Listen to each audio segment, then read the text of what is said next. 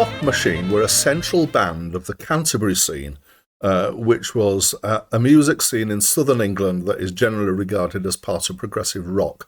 They started as a band in 1966 and were one of the first psychedelic bands in Britain. They settled down into more of a jazz rock style under the leadership of Robert Wyatt. They had a more than average tendency to change members, but not actually unusually so for the Canterbury scene, which was notorious for having quite a fluid approach to memberships and bands. They started and stopped several times, changed sounds, were led by different people, including Carl Jenkins, who was also in Nucleus and wrote the vocal classical piece Addy Amos, and splintered into several bands with related names: Soft Heap, Soft Head, Software, Soft Mountain, Softworks, Soft Bounds, and Soft Machine Legacy. Also, Robert Wyatt went off and formed Matching Mole, who should also be counted on this list as their name is a play on the French machine mole, which means soft machine. In 2015, the band, who were calling themselves Soft Machine Legacy, reverted to the name Soft Machine, and it comes as no surprise that this band contains none of the founding members, although 3 out of the 4 were at least in the band at some point in the 70s. They were widely ignored by much of the public, but seem to have been an influential band nonetheless. And there have been 12 albums released under the name Soft Machine. Hi, my name's Dan, and this is a review of the album 13 by The Soft Machine, which was their 13th album. It's a new release. This was released on the 13th of March, in fact, Friday the 13th. And as I record this, that was 2 days ago, so that makes this a new release review. So the purpose of this channel is focused on a list of the 3,000 greatest albums of all time, created by the fine folks at Acclaimed Music. And I'm working my way through the list from top to bottom. But occasionally I step off that list. One of those reasons to do that is for new releases that particularly catch my eye. I was quite intrigued by the idea of a new Soft Machine album. I don't know how long it is since they've done one, but so actually I have just gone and checked, and it's the 3rd that they have released in the last 10 years. Okay. So I would call this, well, it's certainly instrumental, and it's mildly progressive, I would say. I would call this potentially crossover prog, which is progressive, but it's kind of more accessible and more kind of crossing over into other things. Let's just have a quick look at who we've got involved here. We've got John Etheridge on guitar, Asaf Circus on drums, who's relatively new to the band, Theo Travis on various woodwind instruments, saxophones and flutes, and keyboards. He's the name that I know fairly well here. And Fred T. Baker on bass. We've also got a couple of guests. We've got Pete Whitaker on Hammond organ on a couple of tracks. And we've also got David Allen on, excuse me, I'm not sure where or on what instruments he's on. They just say, first appearance of David Allen on a Soft Machine album for very many years. In that video in which they're introducing this. I'm not quite sure how they've managed to do this because David Allen's been dead for a while.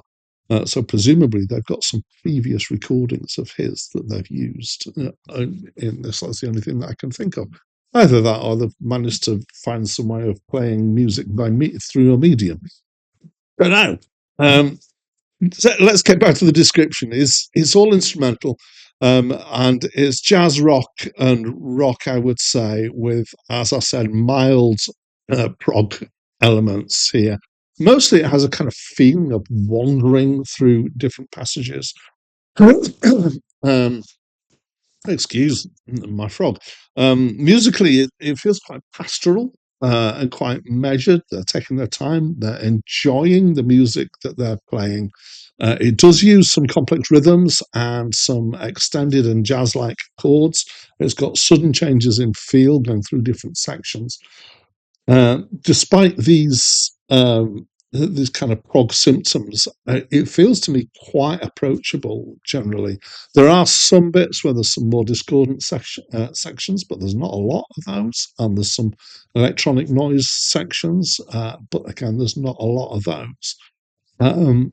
And it doesn't fit, this is to its benefit, the modern mould of prog, which is, the pattern of what I, third wave prog from about the late 90s, 2000s, which is basically a load of plundered styles, all one after another, all played very well, and just kind of a variation on that. It has a slightly different feel to it, to that. There's some really nice playing technically.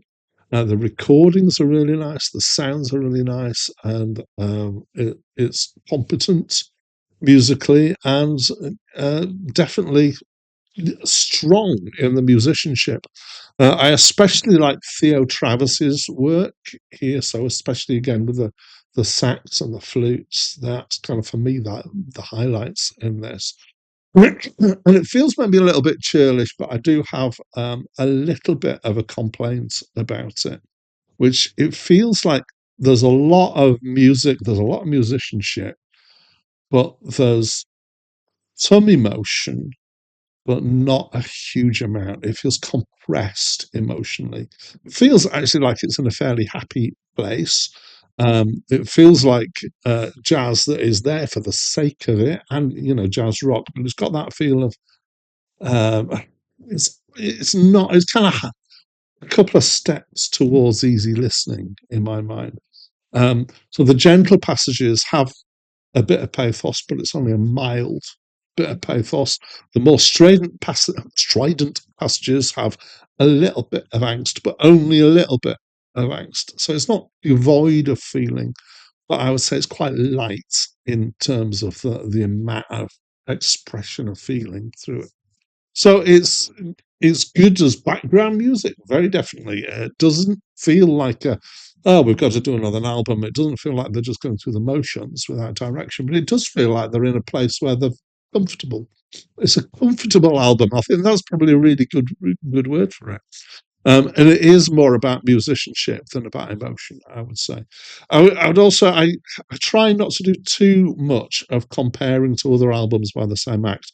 Um, because that only means anything to you if you know anything about the other albums for the act. The chances are that if you sort out this review, maybe you do.